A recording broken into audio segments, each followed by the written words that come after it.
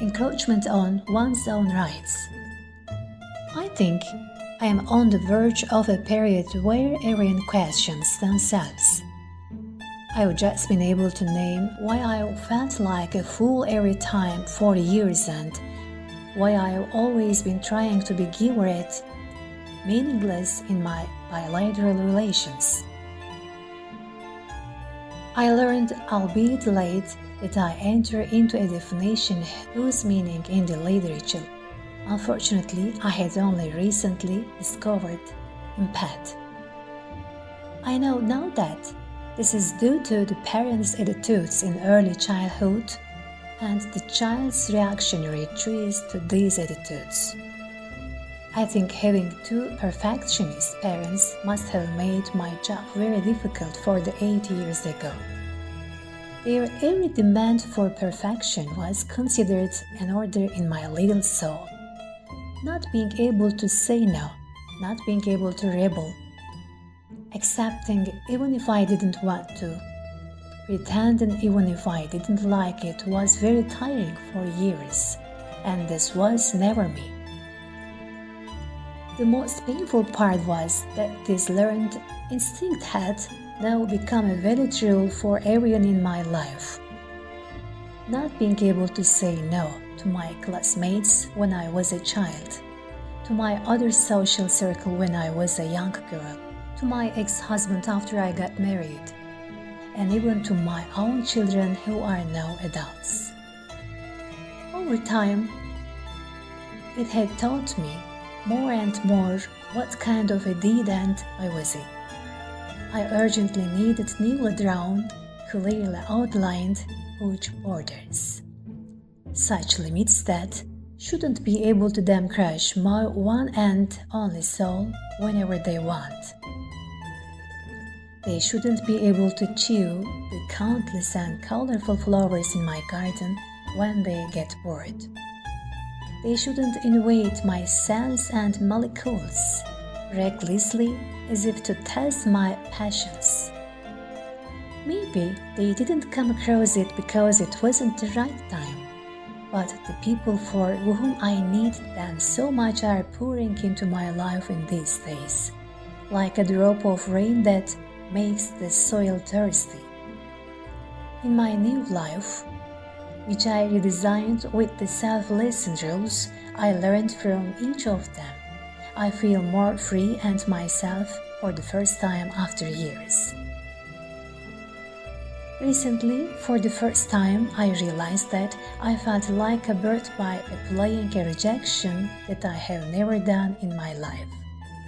After a long time, I had wrote a message to my friend who offered to come for an evening visit that I wasn't available at that moment and that I would be happy to do so at a later time. Yes, no one had to know that I was busy with my book, which I was trying to finish and put together. Maybe I might not have wanted to share my coffee, which I wanted to sit idle and sip along with anyone. At that moment, I might have made a date with only myself and wanted to meet the one and only Meral Su. Although each of these were valid and very valuable reasons to reject the outside world, I was feeling ashamed of intruding on my own rights for years. Just to teach this life lesson for the last year, I have been wearing a red bracelet on my right wrist, and as a reminder, I whispering those words every time I see it.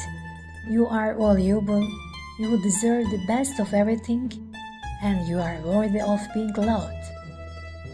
I never had expected that the authority to say no could turn into such a powerful therapy.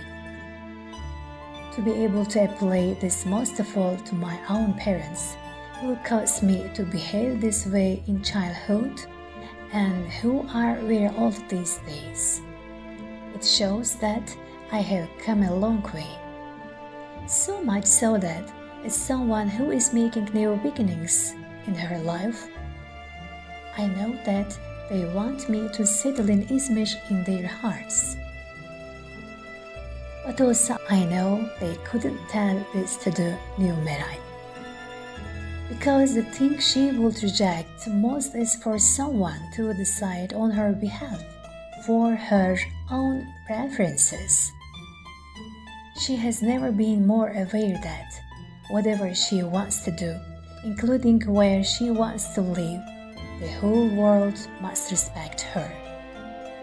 Nowadays, I can interpret why it took me so long to digest these concepts called self-love and self-esteem.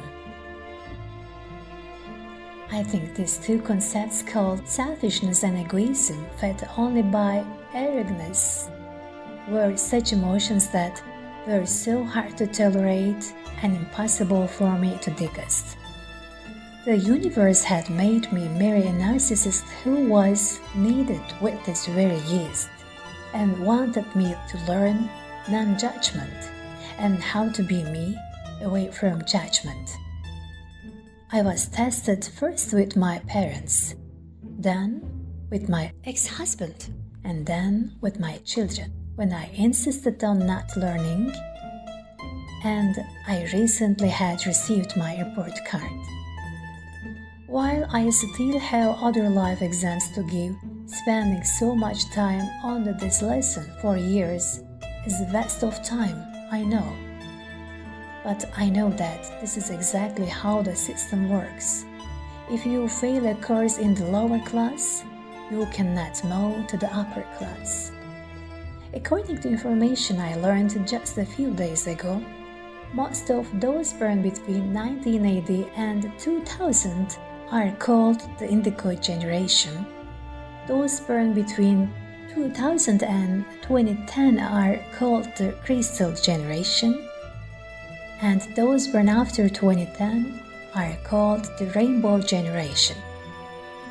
It is argued that each generation has its own unique characteristics attributed to the divine plane. And the most important issue I observed between these generations is that they don't get stuck in this first lesson. Self-love as much as our generation does, and they start their journey 1 or even 2 or 3 lessons higher. Our duty is to do this without violating our own rights, without crushing or hurting the self within us, and without being spoiling. Of course, if we want to proceed in a balanced way, isn't it?